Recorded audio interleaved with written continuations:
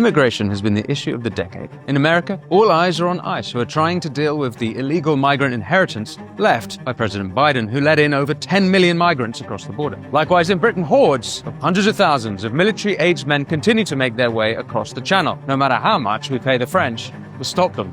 And Europe seeing over 20 million migrants since 2015. But it didn't need to be this way. And one country defied the open border consensus. That's why I'm here in the heart of Hungary to see for myself what a European country without mass migration looks like.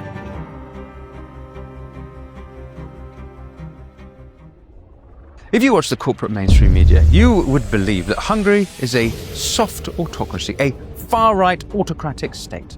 The Prime Minister Viktor Orbán is an evil strongman and one of Putin's puppets. Now, Orbán has taken a different stance on many issues, but there is one particular stance, and it's that with regards to migration that I think has made him most hated of all. What a dreadful man, what a dreadful speech. This is just populist mishmash, and the solution is never to close any borders. When you look at facts on the ground, though, maybe he was right. Hungary, a population of 9.5 million, similar to that of London, by the way, suffers 1 or 2 rapes a day. Now, that's terrible, of course, but in London, it's 1 rape an hour. Now, that might sound bad, but on the plus side, of course, we have beautiful diversity barriers at our Christmas markets, and whilst I've been in Budapest here, I'm yet to find a single one. Why is immigration a problem? Well, we were told by the ruling elites that it helps GDP. To provide for the refugees will boost aggregate demand and GDP growth. With appropriate policies, this rich source of human capital can be harnessed to the benefit of everyone. Viktor Orbán took a different view, and he's hated for it. So how did the West get into this mess? We do have breaking news tonight from Cairo, where after a day of unprecedented violence, the night gives way to armed chaos. Peaceful revolutions, violent revolutions, growing revolutions.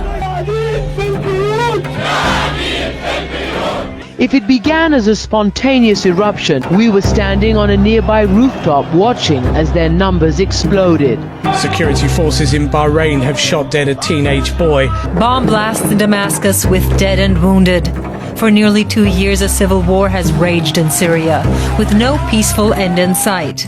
And bloodshed that doomed dictators. The Arab Spring in the Middle East led to the 2015 refugee crisis in Europe. Angela Merkel, narrowly missing the top spot in her bid to be Germany's worst chancellor, pioneered Willkommenskultur, celebrated internationally as a humanitarian high point for Germany, symbolizing post-war redemption, tolerance, and solidarity.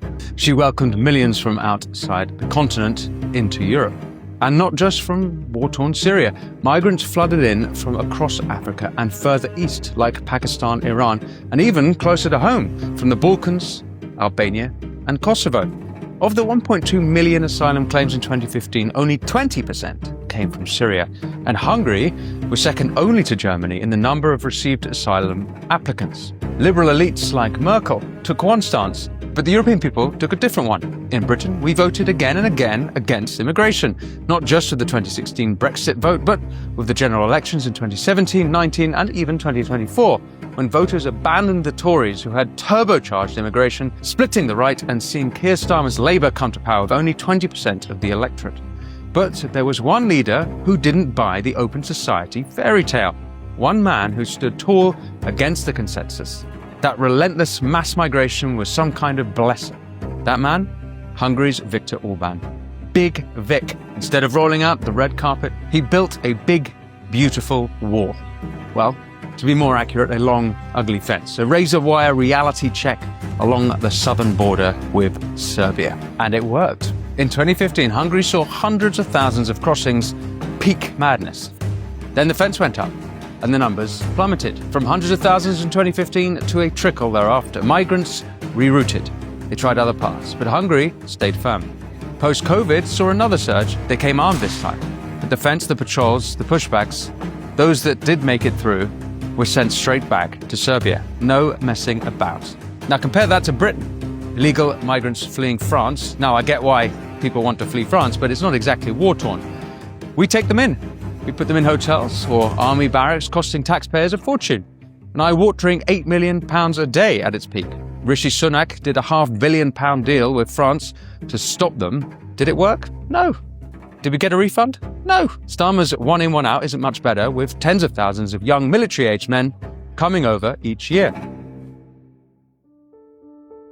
Hungary is a small nation in the heart of Central Europe, landlocked, about 9.6 million people, and overwhelmingly ethnic Hungarian, a Christian heritage, and a long memory. They endured 150 years under Ottoman Muslim overlords, endured strained relations with Vienna in the Austro-Hungarian dual monarchy, and of course, the dark alliance with the Nazis in World War II, a mistake they haven't forgotten, and decades under Soviet boot. They fought for survival as a people for 1,000 years.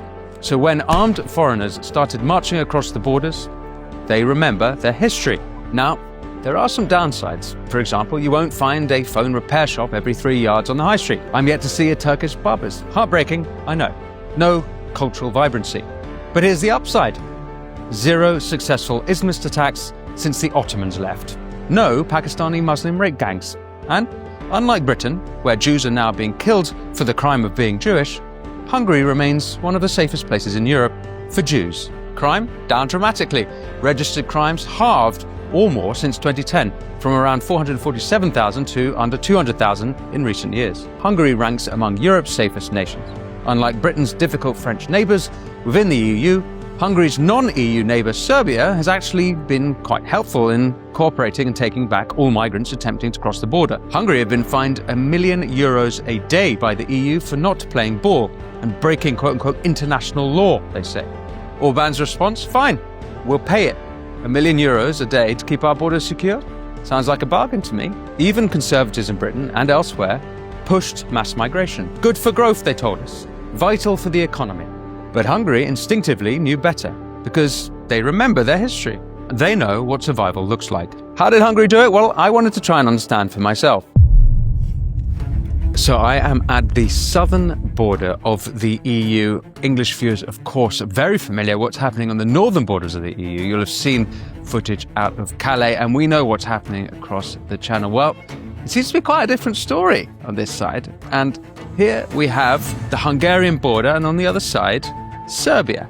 After the 2015 crisis, there were hundreds of thousands attempting to get over this border into Hungary. Still today, even though the numbers have plummeted, migrants, with the help of Ukrainian gangs, Romanian gangs, Moldovan gangs, try either to dig underneath here or to get over the top of this 4-meter border. It's quite shocking to see how calm it is here, and part of that is because the Serbians are actually working with the Hungarians to help deter the gangs operating and the migrants crossing. It's not exactly like this is the EU project. In fact, Hungary have taken it upon themselves to act as if they are defending Europe's borders. You can see there's writing, warning in Arabic, in Russian, in other languages, not to touch because it's an electrified fence. But they also use cameras, they use drones, and they have patrols all the way up and down the border, which runs something like 155 kilometers here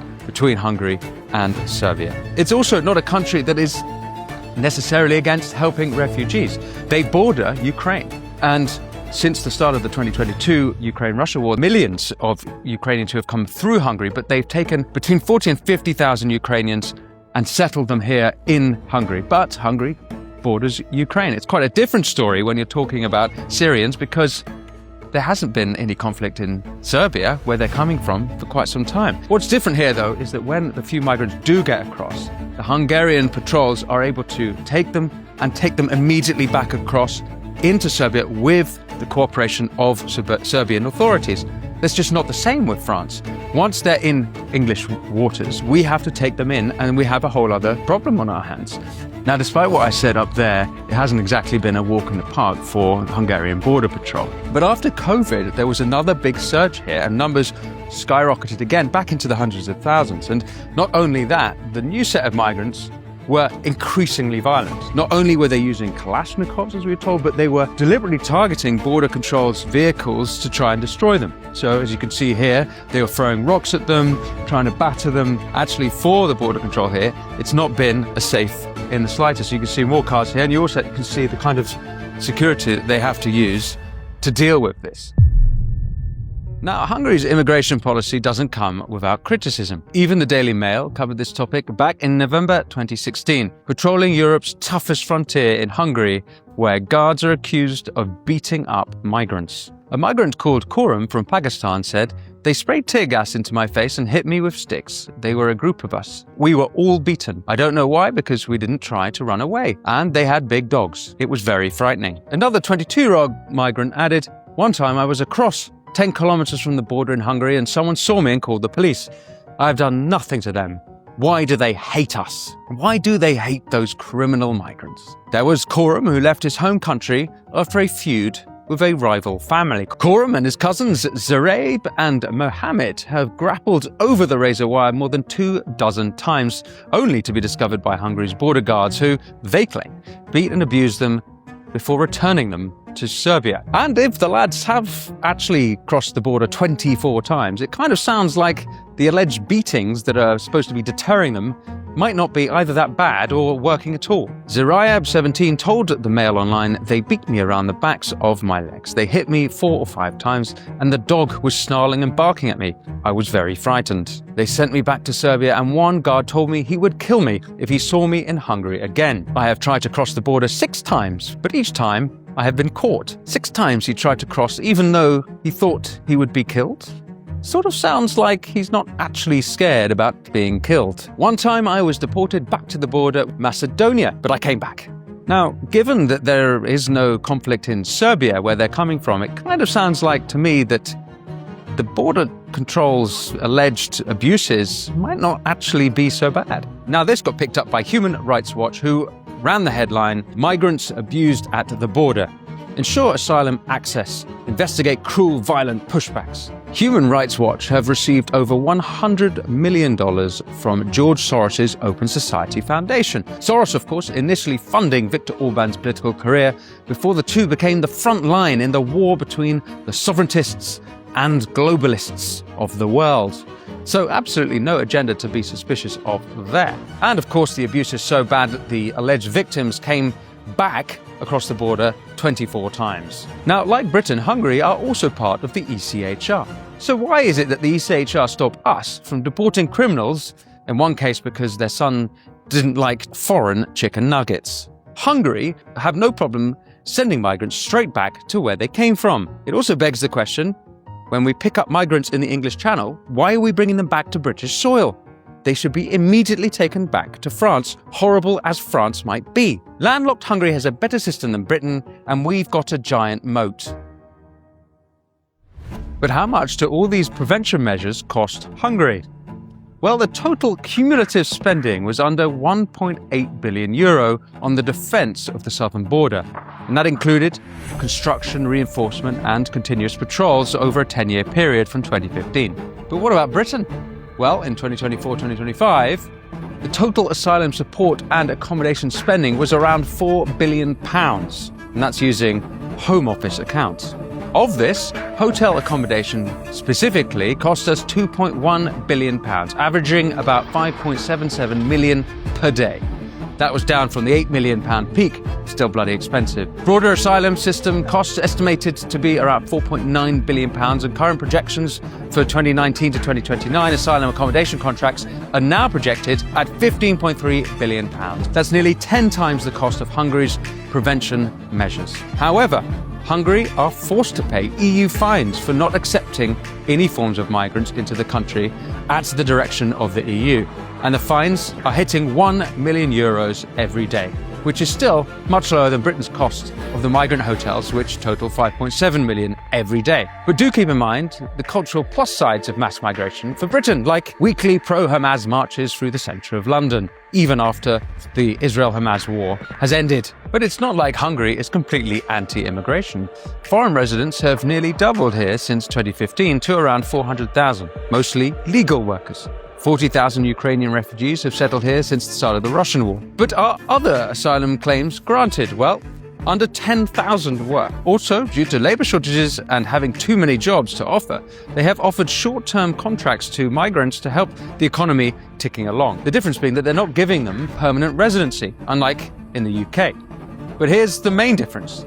The Hungarian government focuses on job creation and a work-based society instead of a welfare-based economic policy that discourages employment. Hungary's work-based society concept, promoted by the government, links welfare benefits to labour and is also tied to pro-family outcomes. Prime Minister Orbán said, "We believe that if everyone works, the country can thrive." He described Hungary's historical reality.